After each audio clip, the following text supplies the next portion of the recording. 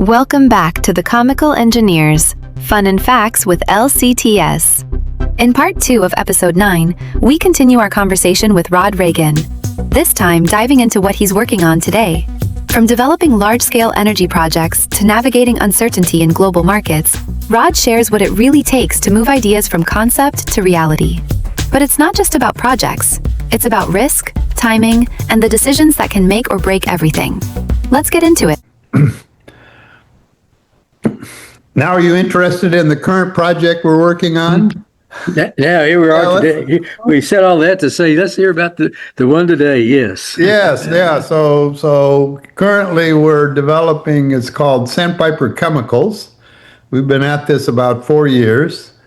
We got kind of stuck in the COVID downturn, and then there was a lot of discussion about everybody should build green plants. We're a blue methanol plant, so the blue means that you cannot release, or at least 90% of the CO2 has to be captured during the manufacturing process.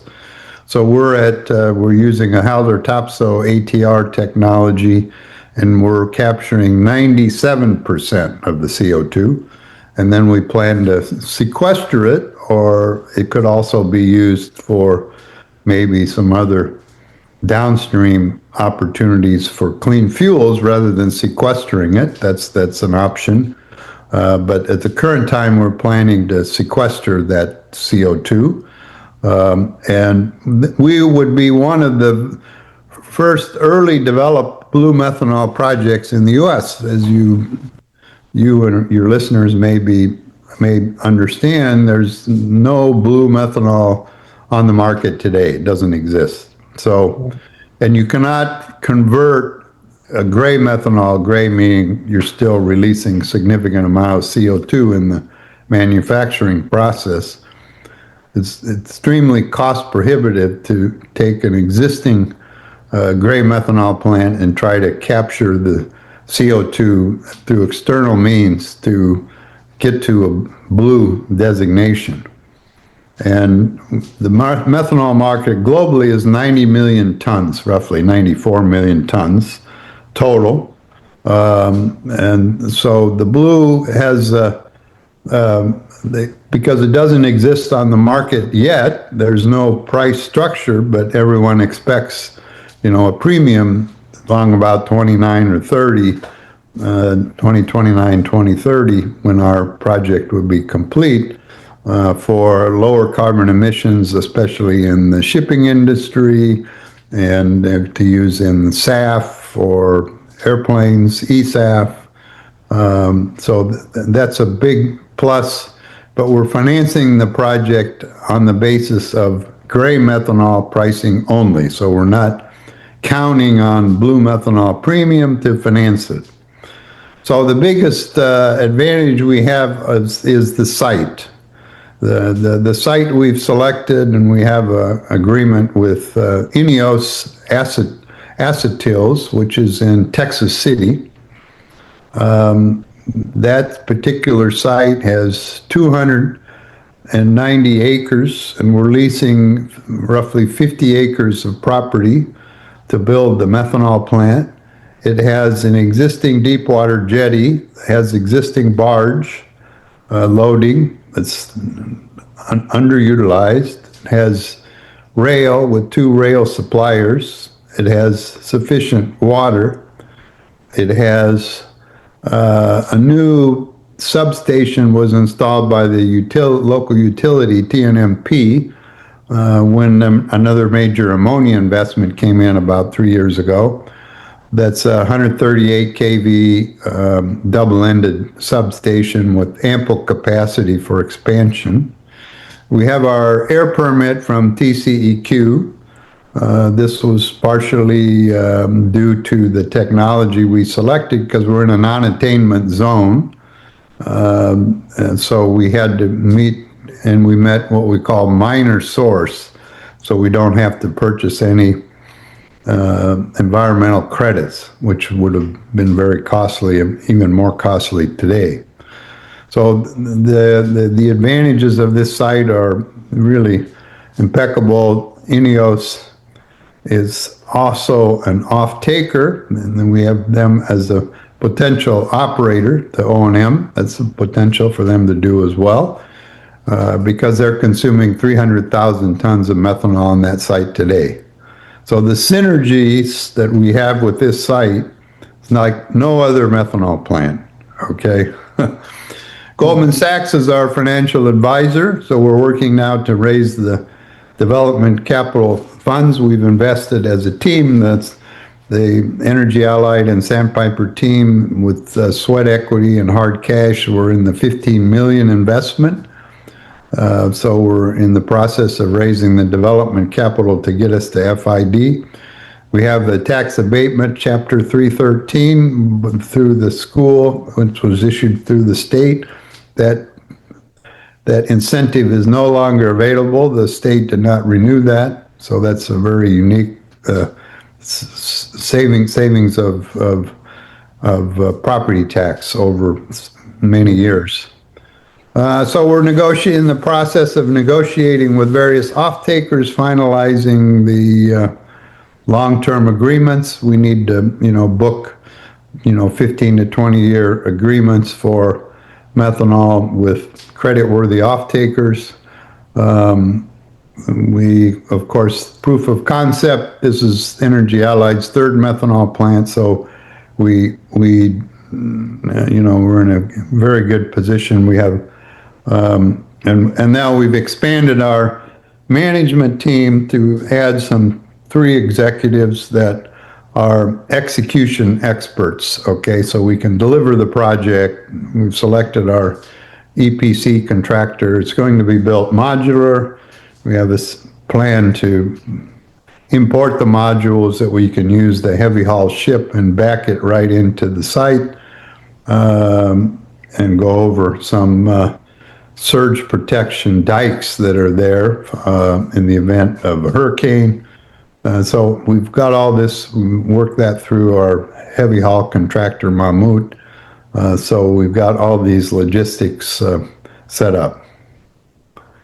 So we're very excited about that, and if any of your listeners are interested in this project on any shape or form, we welcome their interest. That's great. It sounds like a very good project, and I've been excited to hear your updates on it. It really sounds you're set up nicely for execution once you get the funds moved into the engineering. It's really cool to maybe bridge between the past and the present a little bit. I would be interested, and probably some of the listeners, what after all the things you've done, what keeps you doing what you're doing today? What's driving you? And also, yeah, that's a very good question, right? That's a very good question. And also, is there anything from the past, any experience or what you've learned that you would say was key to what you became today? Or was it just the sum of all experiences? Very good questions. So first of all, one of the things that key drivers for me is just this passion for success. I'm very passionate about. I hope you can tell from my description of the project the passion we have to make this happen. In terms of even like you go back to Indonesia, all those projects we put together, it was thousands and thousands of jobs for Indonesians, right? And major suppliers were, supplied all kinds of equipment, and that makes the economy move. And so you have to be proud of such accomplishments, And then looking back,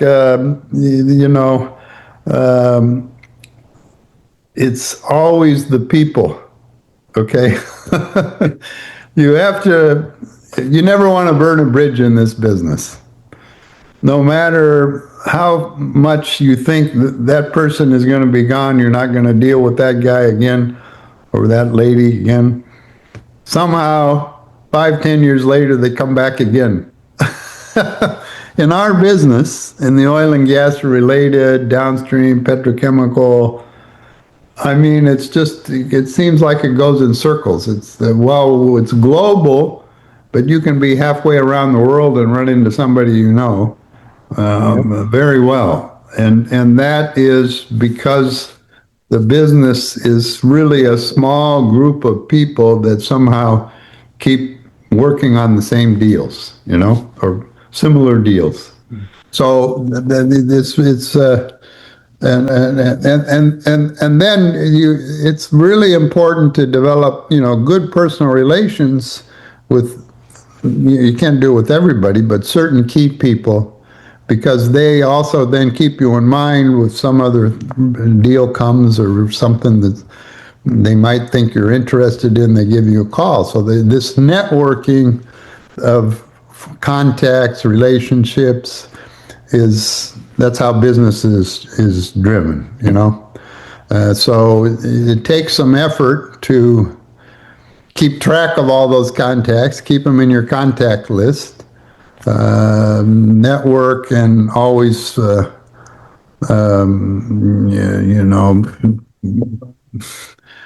give them certain respect, follow what they do, and so you're interested in them as well as what they may bring for your business.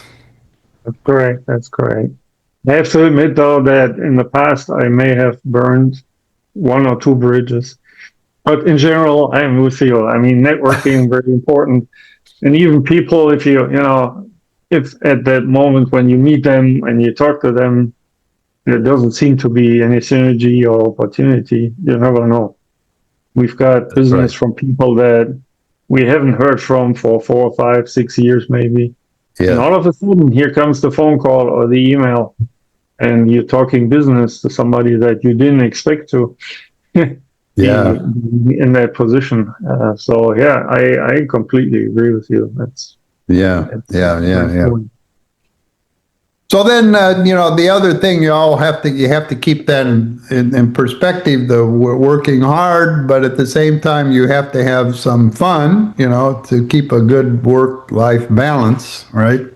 For me, it's always been travel is up at the top of the list. So then, all those years we lived overseas, then we tried to capitalize, going to and from and all that. My wife was a big spirit of that. My kids traipsed around the world with me. And so that's, it's hard to replace that. In my career, I visited 81 countries. So it's it's hard to understand sometimes, but you learn a lot also unfortunately, we have a lot of people in domestic in the U.S. that haven't traveled much, and they don't realize how good we have it here, and so that puts it all in perspective. I play golf a little bit. I'm not an avid golfer, but this keeps me occupied, and of course, it's a nice business sport. Social interactions also are key, just, on a personal basis and looking after your kids and all that. And then the other hobby that I started actually back in Southern California years ago, was to be a private pilot.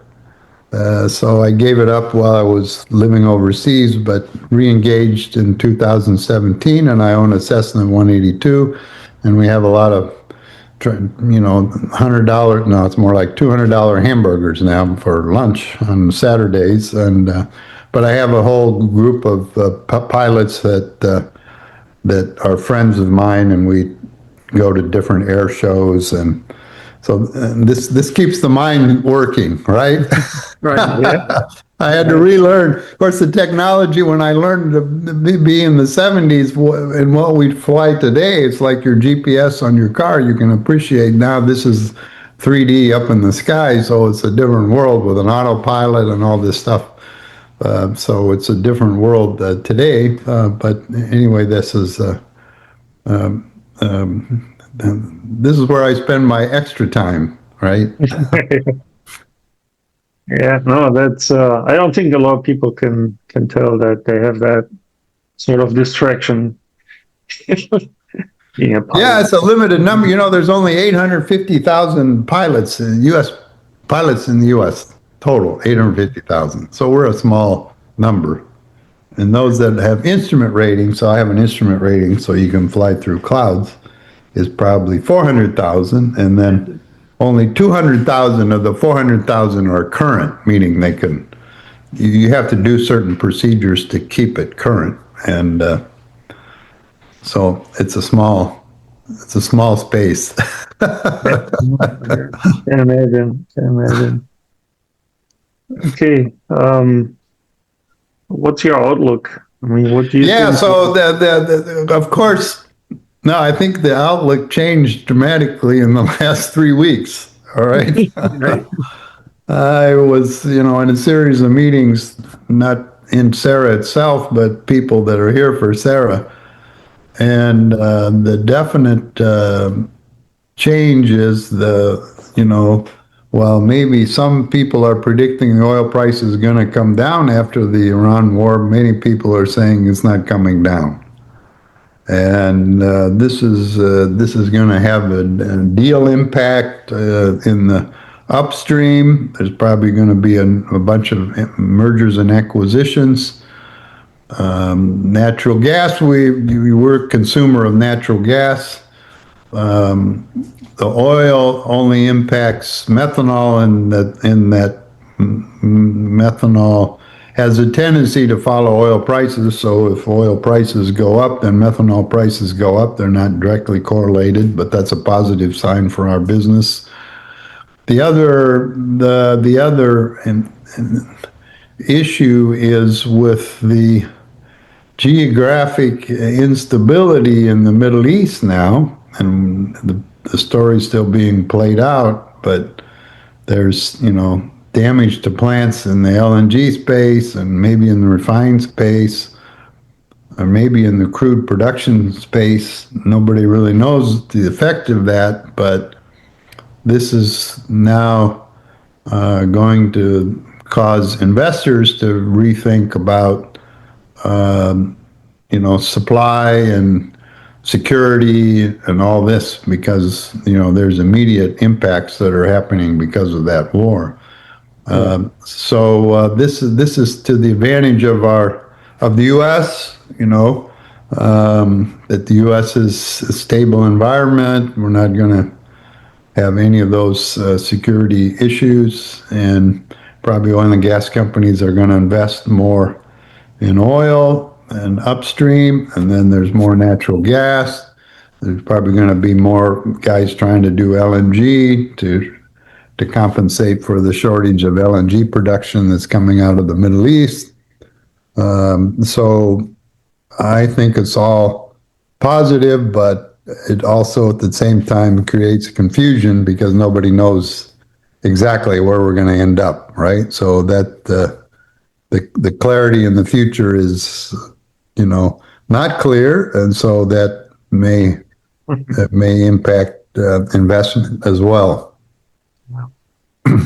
I agree. I think a lot of people have trouble with uncertainty, and I think maybe we have to get used to it because there will be other events following, and I don't know if we will go back to a time where everything is certain or can be planned long time ahead. I think we'll have to consider events, uncertainty, and everything we do from here on. Yes. Make sure that whatever we do is resilient enough to pass through those times. I think that's something that would have to happen, and it's a mindset more than anything else. Right. Very good point. Yeah. Okay. Well, thanks, Rod. That was, great for letting us into your career, your life. So you want to know the one interesting story I have? Is not. That's why it's called Comical Engineers. Yeah, no. So I have a very interesting story. It's very current, and I'm reliving it. Okay, so when I mentioned earlier that we took our second honeymoon, my wife and I, we went to Iran. So this was under the Shah. And Fluor was building a 200,000 barrel a day refinery in Isfahan, Iran. Very pleasant experience the first 18 months. And then the revolution basically started, protests. You see exactly what's going on today, but the Shah wasn't out trying to damage its neighbors or build nuclear capacity or anything like that. It's just there was, an up and coming middle class, but there was a lot of poverty still, so maybe he didn't do such a good job at getting that underway or managing it in the right way. So we experienced the last 6 months of our assignment was, we had protests, tanks on the street corners, martial law. We were across the street from a major hotel. Somebody threw in a bomb. 8 p.m. curfew. We had to stay in our house. And then Fluor came to me and said, we need somebody immediately to go to South Africa. Is there anybody interested here? Oh, that's me. That's me and my wife. And we charged off. We had like two, maybe 4 boxes of stuff. That's all we collected in a couple of years. Air freighted that back to the States, and I went off to South Africa and worked for a year. All right, so now, and the revolution then happened, and everybody knows the whole story. Everybody had to get evacuated. Khomeini came into power and that. All right, so now the Revolutionary Guard, the same one we hear about today, came to Fluor and said, hey, you need to come back and finish this project. Okay, then they worked out a deal, right? But no new visas for any Americans. You had to have your existing visa. They're not allowing Americans in, no. But if you have an existing visa, no problem, we'll let them in. So I went back with 50 other Americans from Fluor, and we went to the Isfahan job site, and we were not supposed to go into town, and we half of us stayed on the job site, half of us stayed at what was the Korean villa, where we had Korean supervisors early in the construction phase. And then the U.S. Embassy was taken over. So I was there. Of course, you saw this movie, right, but where the Canadians were trying to get people out, right? And it was a real life story. We didn't know any of that. That was confidential, right? We heard then the Isfahan students were trying to get transportation to come take us over at the job site, but they could never get transportation. We only found that out a year later, okay? And so it was pandemonium and panic amongst the 50 people. Some people, I was younger then, so I wasn't so stressed. Some of the older guys were really stressed. Anyway, we did a low-key evacuation. 6 people a day disappeared into the woodwork, and we took a commercial flight to London, and no luggage, just the clothes on your back, and we all got out. So now here we are 47 years later. I'm reliving it. It's kind of in reverse but with other more complications about what the mullahs and the Iranian government want to seek on the world and is Israelis. So it's quite an experience having lived the previous one. All right, thanks for sharing that. Any last words, Stan? Just need to know what's your position on Bigfoot, Rod? Is he real? Is he there? Is he just a guy drops in? Really got to know what's your position on Sasquatch. Have you seen one? No, I don't know. What is Bigfoot? Sasquatch. You probably have seen him then. If you don't know what he'll sneak up and he'll give you a little tug sometime we're there going around. He can get into the buildings, you just never know. Oh, I see. Okay. Yeah. You never know watch out for him then. Where Sasquatch is going to come from. So, right. That's the new trend. Everybody, they want to know what's your position on the alien, Sasquatch, Bigfoot. I see. No. Very good. I'll watch out. Yeah, be more cautious now, right?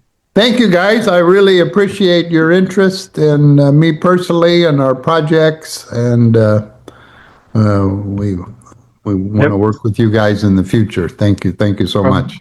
Thank you, Rod. It was very interesting. Appreciate your time and your willingness to be on our podcast, and we'll see what the future holds for us. Very good. Thank you so much. That wraps up part 2 of episode 9 of the Comical Engineers, Fun and Facts with LCTS. A big thank you again to Rod Ragan for sharing his experiences, insights, and lessons from decades in the industry. And of course, thank you to our hosts, Eberhard Luca and Stan Spears, for another great conversation. If you enjoyed this episode, don't forget to like, share, and subscribe, and let us know what topics or guests you'd like to hear next. Until next time.